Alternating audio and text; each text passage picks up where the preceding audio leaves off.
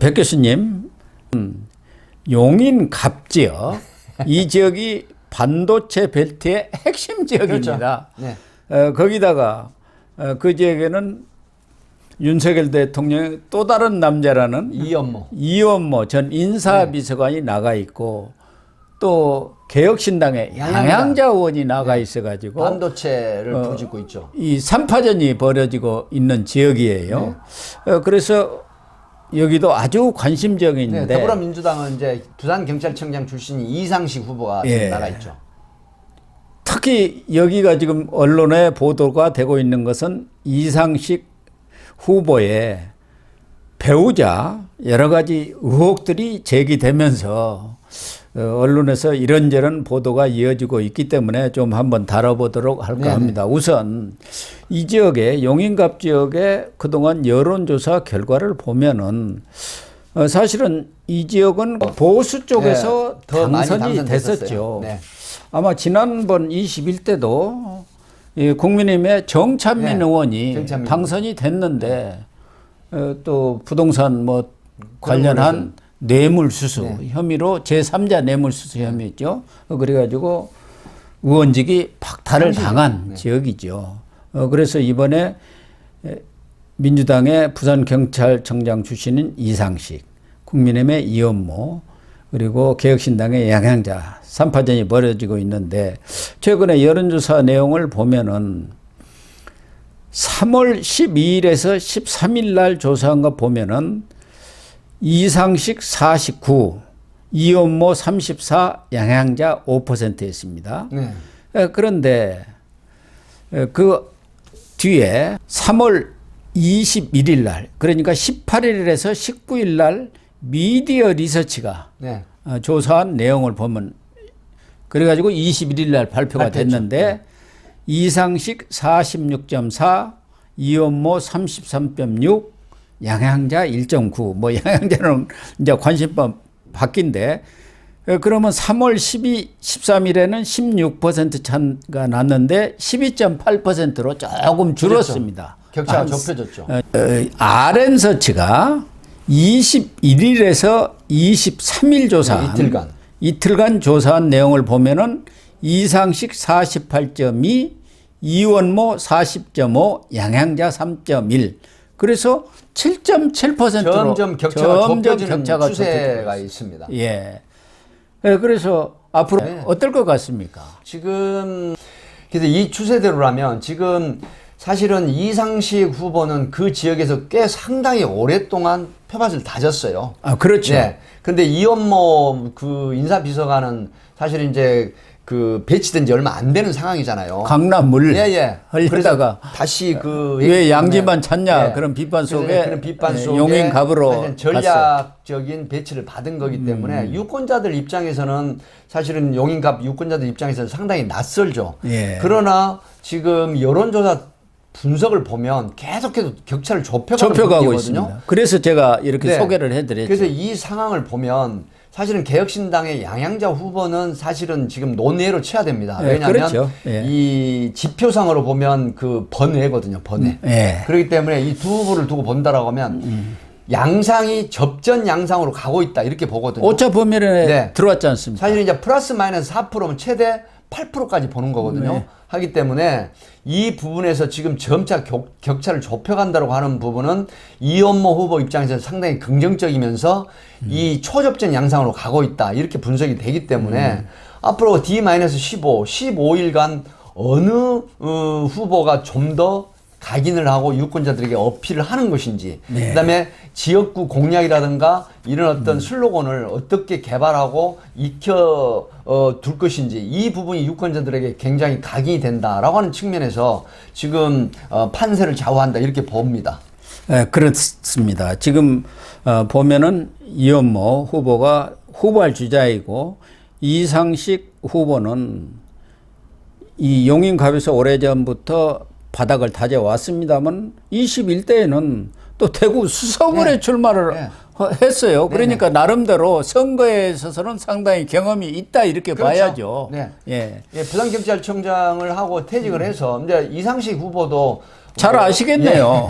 뭐 이제 방송이니까 말씀 못 드리겠지만 개인적으로 사실 친분이 있는 분입니다. 뭐 같이 근무도 했었고 하지만 어찌됐든 그 논평은 논평이기 때문에 이제 말씀을 드리면 사실은 그 대구에서 이제 그 국힘이 아닌 민주당 쪽으로 대구가 고향입니다 원래. 아 그렇군요. 뭐 서울대에서 공부도 했고 또 사실은 그 외국에 주재를 했고 이런 부분들이 있어요. 그래서 캐리어는 나름대로 상당히 경력은 커리어가 화려하지 상당히 않습니까? 그 훌륭한 분입니다. 그럼에도 불구하고 지금 지역구로 옮겨서 사실은 이제 용인이 그 어떤 기관이 있었습니까? 경찰대가 있었습니다.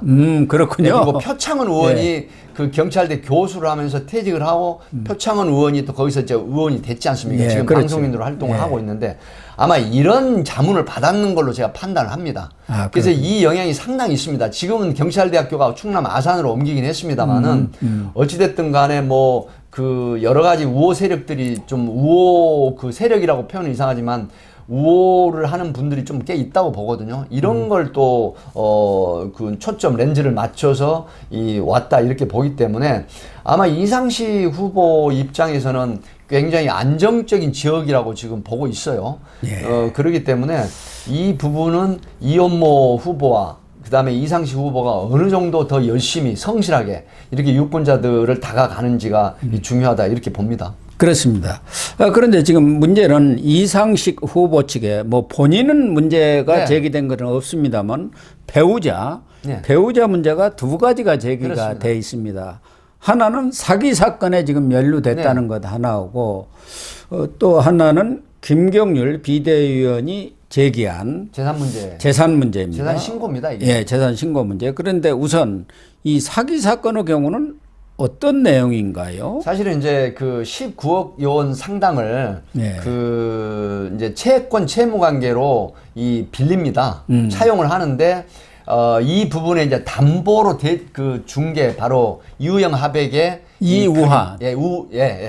그 하백의 그림을 이우한 맡겼는데, 하백이죠? 이우한 하백이면은 보통 요즘 시가가 보통 작품도 30억 원대 나가는 거라고 합니다. 참 어마어마하네요. 생존에 계신 분으로 알려지면서 이 작품이 이렇게 지금 그 고가로 지금 유통이 되고 있는데 지금 맡겼던 것이 감정을 해보니까 예. 위작이라고 지금 위작이라고 판명이 하거든요. 났다는 거예요. 그래서 이 부분이 논란이 되고 있는데 물론 당사자 입장, 이상식 후보 입장이라든가 그 부인을 지금 이제 어떻게 주장을 하냐면 이 두 군데가 있습니다. 감정을 하는 곳이.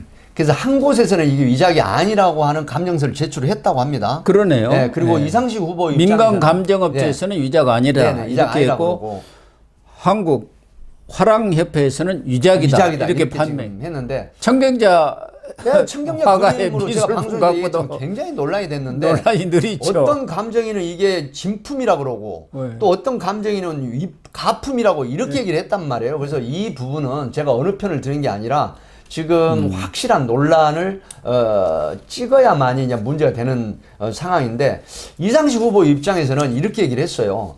이 사기 사건에 피소됐다라고 하는 부분은 그 부분은 이제 틀림이 없다 하지만 결코 사기를 칠 그런 어떤 생각이라 그다음에 위작이 아니라고 믿었기 때문에 맡겼다. 예. 이제 담보로 맡겼다. 이렇게 주장을 하기 때문에 뭐 이건 명쾌하게 이상식 후보 입장에서도 얘기를 해야 되는 게 아닌가 싶기도 합니다. 하지만 그럼에도 불구하고 선거를 앞두고 이 19억 거의 20억 가까운 돈을 차용을 했다고 하는데 과연 이 돈의 용처가 어디냐라고 하는 이런 부분에 대해서는 상당히 의구심이 드는 대목이라는 그런 비판이 있습니다. 그렇습니다. 또 하나는 김경률 비대위원이 제기한 문제인데 강력하게 제의했더라고요. 부인이 그러니까 이상식 후보 배우자가 재산이 5년 동안 50여억 원이 증가가 됐는데 납세 실적은 1,800만 원뿐이 안 된다. 어떻게 이럴 수가 있느냐.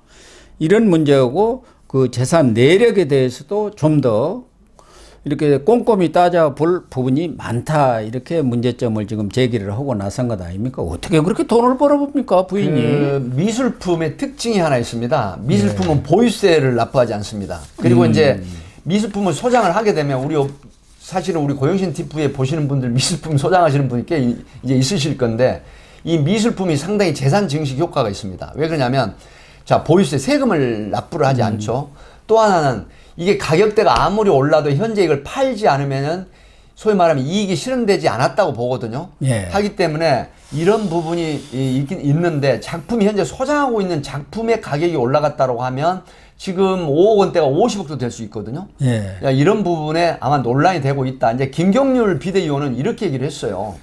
이 부분이 재산이 50여 원이 이제 증액이 됐는데 1,800여만 원의 세금밖에 안 냈다고 하면 이 부분이 형사처벌 대상이다. 소위 말하면 세금 탈루, 조세범 처벌에 관한 법률에 위배된다. 이런 얘기를 했거든요. 그런데 이상식 후보 쪽에서는 지금 이게 재산 증식이 바로 미술품의 영향이기 때문에 세금 문제하고는 상관이 없다. 이렇게 또 반론을 제기를 했습니다. 김경률 비대위원이 문제를 제기하고 언론에서도 지적하고 있는 것은 지난 21대 신고가 3억 원짜리 12지신 철 조각상 네, 일점이 이번에는 신고가 안 했으면은 어디다 팔았을 것 아니냐 그 얘기를 하는 것이고. 그거는 지금 재산신고에 목록이 없다는 겁니다. 예. 그럼 어디로 갔느냐? 네. 팔았다 하면 그 거기에 부분을 따른 명쾌하게 수익이 나왔을 밝혀야죠. 것이고 네. 그 수익을 가지고 다른 또 뭐 투자를 그림들을 했거나 샀지 아니면, 않았겠느냐 네. 그 얘기죠. 그러니까 그림이 21대 신고했던 것보다도 가격대가 이번에 이제, 네. 가격도 올랐지만 여러 개 12개인가가 더 늘어버렸다는 겁니다. 네네.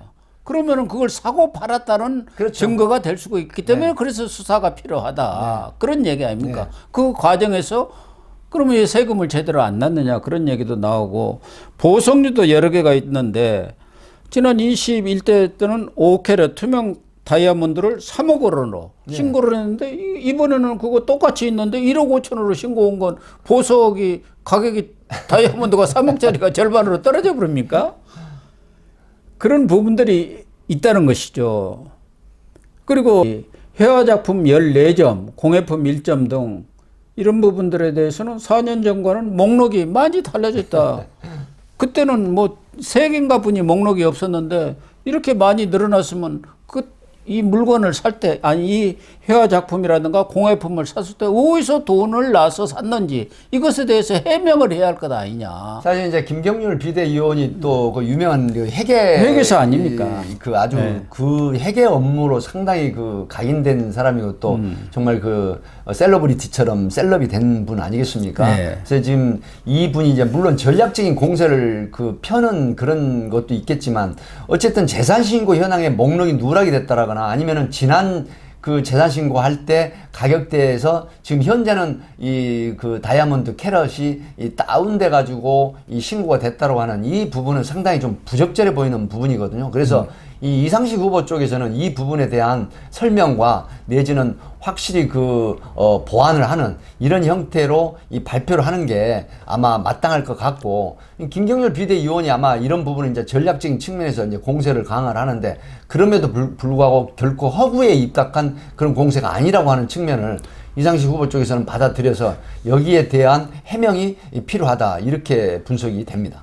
누가 보더라도 21대에는 이유한 그 작품 하나 오고 12진 철 조각상 한 점 그래갖고 5억, 3억, 8억을 신고를 했는데 네. 이번에는 회화작품만 14점, 공예품 1점 그래갖고 31억을 신고를 했으면 그간에 그만큼 샀다는 얘기 아닙니까? 그렇죠. 사면은 살 때도 다 뭐 세금 내고 그러지 않습니까? 네. 근데 그게 없다 이거죠. 그게 1,800만 원만 될 리가 없다는 거죠. 그렇죠. 그리고 그 많은 작품을 샀을 때는 돈이 어디서 나왔느냐 이것도 해명을 해야 할 거 아니에요. 그러니까 언론이라든가 김경률 비대위원의 주장은 바로 그런 겁니다. 이제 그 미술품이 보통 재산 증식 과정이나 또 하나 뭐가 있냐면 사실 세금 탈루 내지는 이 비자금 은닉이라든가 이 기업체 같은 데도 그럼요. 굉장히 많이 활용을 하거든요. 그래서 대기업치고 네. 뭐 미술관이다 그렇습니다. 또 특히 대기업 사모님들 다 지금 하고 있지 않습니까? 이 미술품 투자를 하고 네. 있지 않습니까? 뭐 거기 저 노소영 그 씨도 관장도 그렇고, 마찬가지죠. 그다음에 네. 이제 삼성의 뭐 사실은 그 회장 부인 하고 있고 이제 이런 부분인데 어쨌든 이 미술품이나 공예품 관련해서는 이 비자금 조성, 재산 증식, 은닉 이런 여러 가지 형태로 이용이 되고 활용이 되기 때문에 이 부분들을 명쾌하게 밝히고 그다음에 해명을 하는 게 이상식 후보 쪽에서는 이 선거에도 이 도움이 되는 부분이 아닐까. 그래서 김경률 그 비대위원이 아마 틀린 얘기는 하지 않았기 때문에 문제 제기에 타당성이 이런 많이 문제 있습니다. 제기에 의한 해명을 하는 게 도움이 되지 않을까 싶은 생각이 듭니다. 예, 의혹에 대해서 명쾌하게 네. 해명을 하는 것이 본인한테도 도움이 그렇습니다. 되는 것이죠. 예. 그래야 용인갑 지역의 유권자들도 정확하게 합리적인 알고 객관적인 판단을 할 것 그다음에 아니겠습니까? 후보에 대한 지지를 철회하거나 지지하거나 예. 하는 부분이 갈리기 그렇습니다. 때문에 중요한 요소인 것 같습니다. 예.